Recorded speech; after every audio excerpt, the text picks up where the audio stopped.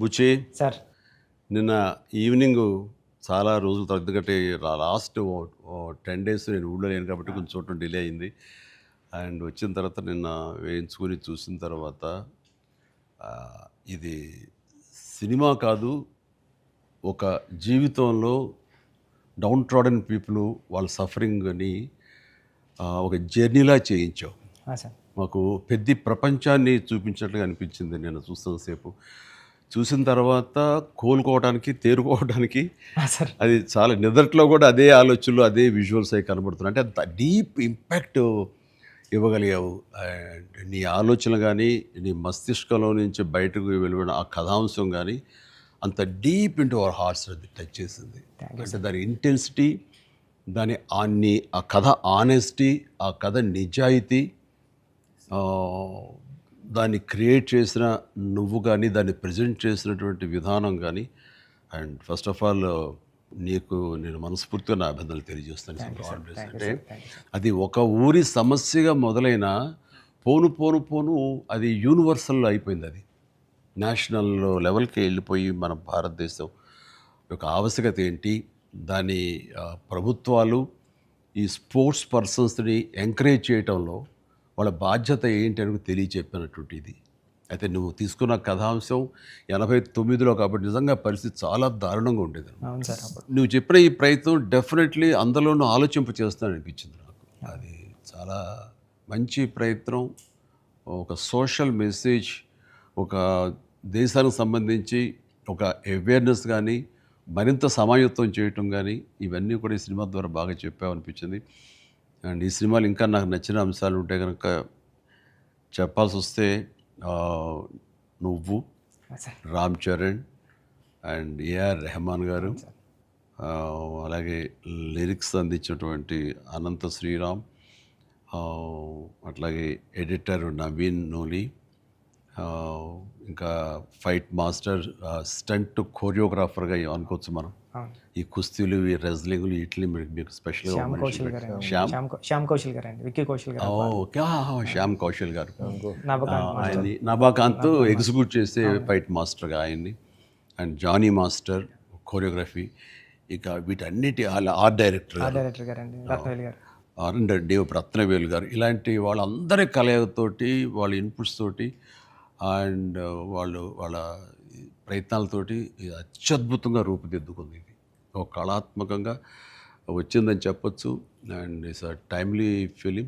And చరణ్కి ఆర్టిస్టుల పరంగా వస్తే కనుక చరణ్ అయితేనేమి, జగపతి బాబు అండ్ శివరాజ్ కుమార్, ఫెంటాస్టిక్ శివరాజ్ కుమార్, బొమ్మని రాణి, అలాగే అబ్బాయి దివ్యేందర్ కొత్త విలన్గా కానీ ప్రతిదీ చాలా ఫ్రెష్గా ఉన్నారు, కొత్తగా ఉంది. ప్రతి ఆర్టిస్టు చిన్నవాళ్ళు అవని, జూనియర్ ఆర్టిస్టులు అవని, బ్యాక్గ్రౌండ్ ఆర్టిస్టులు అవని, వీళ్ళందరూ కూడా ఒక రియల్గా జరుగుతుంది, ఒక ఇన్సిడెంట్, ఒక సంఘటన జరుగుతుంది, ఒక ఊరి కథ, ఒక మట్టి కథ చెప్తున్నాం అనటానికి ఆ మనుషులు కూడా మట్టి మనుషుల్లాగా రస్టిక్గా అది క్రియేట్ చేయటంలోనూ, దాన్ని తెరకెక్కించడంలోనూ నువ్వు, నీతో పాటు నీ టీం మెంబర్స్ అందరూ, నీ క్రూ కానీ, క్యాస్ట్ కానీ అందరూ చాలా బాగా చేయగలిగారు. ఇవన్నీ చేయటానికి వెనకాల వెన్నెముకలా నిలబడ్డ వ్యక్తి సతీష్ కిలార్ గారు. ఆయన దేనికి నెరవలేదు. ఇదివరకంత గతంలో అన్ని సినిమాలకి ఆయన కొంచెం పరోక్షంగా వెనకుండా నడిపించేవాళ్ళు. ఇప్పుడు తెర ముందుకు వచ్చారు బాహాటంగా ప్రొడ్యూసర్గా. కాబట్టి ఆయన ప్రయత్నం కానీ, ఆయన గుండె ధైర్యం కానీ, దీన్ని నీ మీద పెట్టుకున్న నమ్మకం కానీ, కంటెంట్ మీద ఆయనకు ఉన్నటువంటి విశ్వాసం కానీ, ఇవన్నీ కూడా ఈరోజు సఫలీకృతం అయినాయి. అండ్ అవ్వటానికి మీరు అందరూ ఎంత ప్రయత్నాలు చేసినా సరే తెర మీద కనిపించడానికి రామ్ చరణ్ ఎలా చేస్తాడు అనే దాని మీద ఉంటుంది కదా. మీరందరూ బాగా నటించాడని నిన్న వాళ్ళ అమ్మ అంటుంది.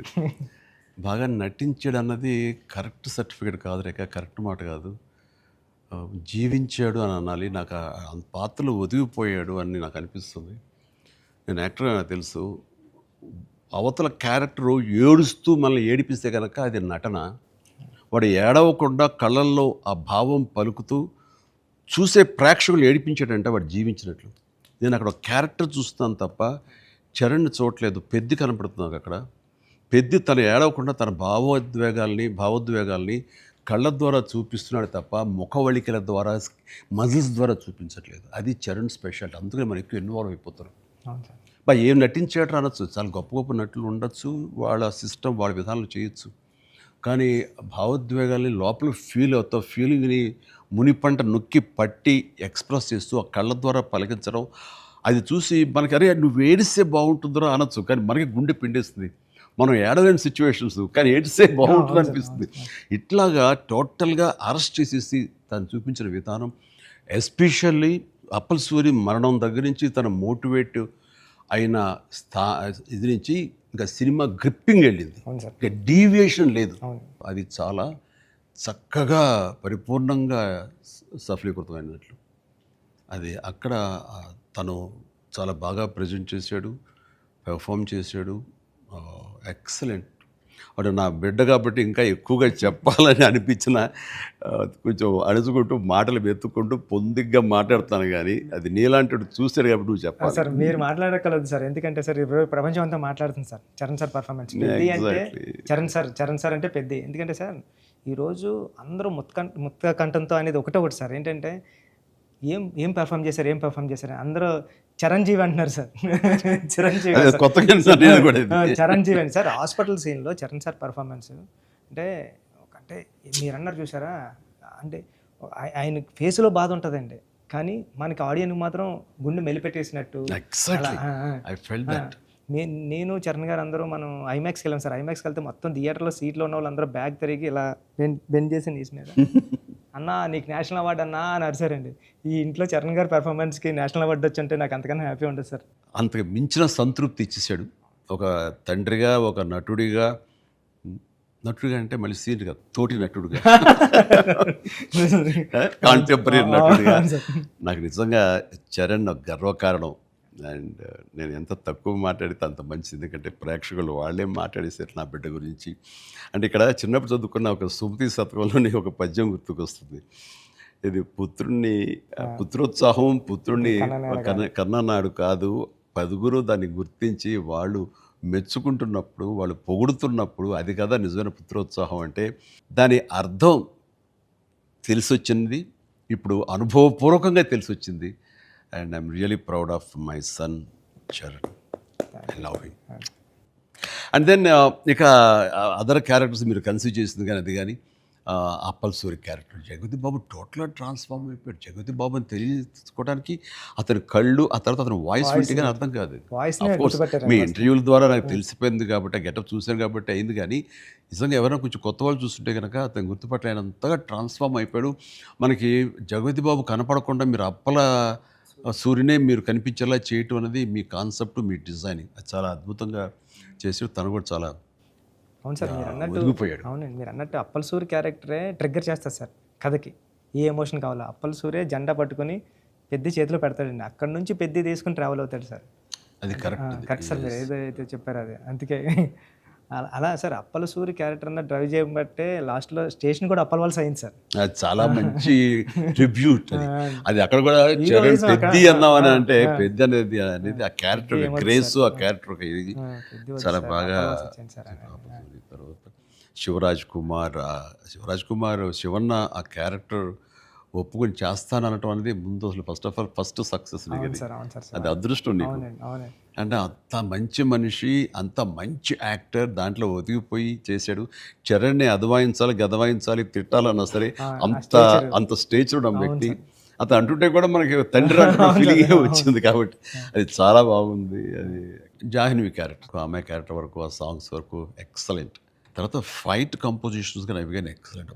ముఖ్యంగా క్రికెట్ అనేది మనం గిమిక్గా చేయొచ్చు, అయిపోతుంది. కానీ కుస్తీ రెజ్లింగ్ అనేసరికి ఏమవుతుందంటే బాడీ ట్రాన్స్ఫర్మేషన్ కానీ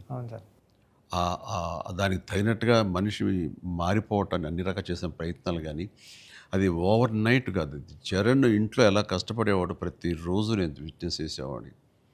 నైట్ ఎర్లీ మార్నింగ్ లేచి 5 లేచి వాడు 6 to 7 చేసి 9 o'clock మీ సెట్కి వచ్చిన తర్వాత మళ్ళీ నైట్ నువ్వు 9 కుదులుతావా 8 కుదులుతావా వచ్చి నీరసంగా వచ్చి కూర్చుని పోయి మళ్ళీ కాస్త సూప్ ఏదో తాగి మళ్ళీ జిమ్కి వెళ్ళిపోయేవాడు.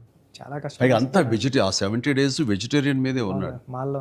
ఉండి ప్రోటీన్ కోసం ఎంత ఇదంటే హై ప్రోటీన్ కావాలి, నాన్ వెజిటేరియన్ తినకూడదు. దానికోసం ఎలా కష్టపడ్డాడు, ట్రెడ్మిల్ జిమ్లో ఎలా ఇదయ్యాడు.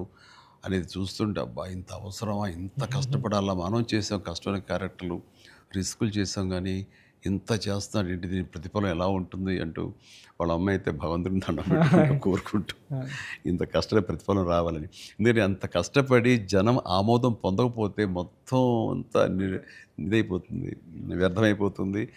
ఇంకా కష్టపడితే ఇంతైనా ప్రతిఫలం అనే ఒక డిసప్పాయింట్మెంట్ వస్తుంది. కానీ ఇప్పుడు ఏంటంటే ఎంత కష్టపడితే అంత ఎప్రిసియేషన్ వస్తుంది అనేది ఈ పెద్ద క్యారెక్టర్ తన కష్టపడినందుకు, జనాలు దీన్ని యాక్సెప్ట్ చేసి వెల్కమ్ చేస్తున్నందుకు, నీరాజనలు పలుకుతున్నందుకు హ్యాట్స్ ఆఫ్. సార్ నా ఫేవరెట్ ఏంటంటే సార్, ట్రైన్ దగ్గర లెగ్ పెట్టడానికి బిఫోర్ వచ్చి ట్రైన్ ఇలా పట్టుకొని రెండు ఇలా పట్టుకొని ఒకసారి బయటకు వస్తారు కదండి ఫ్రేమ్లో, అప్పుడు చరణ్ సార్ ఎక్స్ప్రెషన్ ఉంటుందండి. కళ్ళు అలా మూసి ముందండి జస్ట్ అలా ప్లెయిన్గా శూన్యంలోకి అలా చూసి అప్పుడు లెగ్ పెట్టడం స్టార్ట్ చేస్తారండి. అప్పుడు అందరూ క్లాప్స్ అక్కడే కొట్టేస్తాను సార్. అంటే అలాంటి అంటే చరణ్ సార్ అంత ఇన్వాల్వ్ అయిపోయారు సార్. అంటే ఈ కథ చెప్పడానికి కూడా మేము కారణం జనరేషన్ని ఇన్స్పైర్ చేద్దామనండి. అంటే మేము ఇప్పుడు స్కూల్స్కి వెళ్తాం కదా సార్, అప్పుడు స్కూల్స్కి వెళ్తే స్కూల్ అంటే క్లాస్ రూము బ్లాక్ బోర్డేనా, వాని వెనకాల ఒక ప్లే గ్రౌండ్ కూడా ఉంటుంది దాని వెనకాల అని చెప్పడానికి ట్రై చేస్తాం సార్ ఇద్దరు. అంటే ఆట స్థలం అంటే అమ్మ కడుపులో ఉన్న 9 months ఆడుకోవడానికి ఉంటుంది గ్రౌండ్. బయటకు వచ్చిన తర్వాత స్కూల్లో పిల్లలకి ఇప్పుడు చూస్తాం సార్, ఏ స్కూల్కి గ్రౌండ్ ఉంది సార్, బిల్డింగ్స్ ఉన్నాయి అంతండి. అది చెప్పడానికి ఇన్స్పైర్ చేద్దాం, ఏదో మంచి మాట చెప్పి. ముఖ్యంగా ఈ కార్పొరేట్ ఎడ్యుకేషన్ సిస్టమ్ వచ్చేసిన తర్వాత అండ్ ఎంతసేపటికి మార్కులు అనే దీంట్లో ఇంకా అసలు ఫిజికల్ యాక్టివిటీ లేకుండా పోతుంది. అందులో ఇప్పుడు ఈ బొమ్మని రాని ఒక మాట అంటాడు, చేతిలో వచ్చేసింది సార్ అంటాడు. అందులో ఎన్నో ఆటలు ఉన్నాయి సార్, ప్లే గ్రౌండ్ ఎవరు వెళ్ళట్లేదు సార్.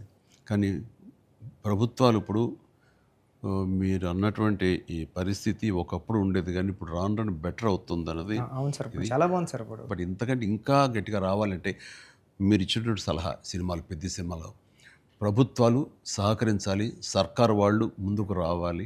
కాబట్టి ఈ సినిమా ఒక అవేర్నెస్ తీస్తుంది, ఒక ఎడ్యుకేషనల్ ఫిలిం పెద్ది, ఒక ఇన్స్పైరింగ్ కంటెంట్ ఉన్న సినిమా పెద్ది. ఈ సినిమాలో బిడ్డలకి మనం ఏమి ఇవ్వాలి, ఎలాగ మోటివేట్ చేయాలి, ఎలాగ ఇన్స్పైర్ చేయాలి, వాళ్ళు ఎలాగ పెంచాలి అనే దాని మీద ప్రతి ఒక్కళ్ళు ఫోకస్ పెట్టి స్ఫూర్తి పొందాలని మాత్రం నేను మనస్ఫూర్తిగా కోరుకుంటున్నాను, విష్ చేస్తున్నాను. Thank you sir.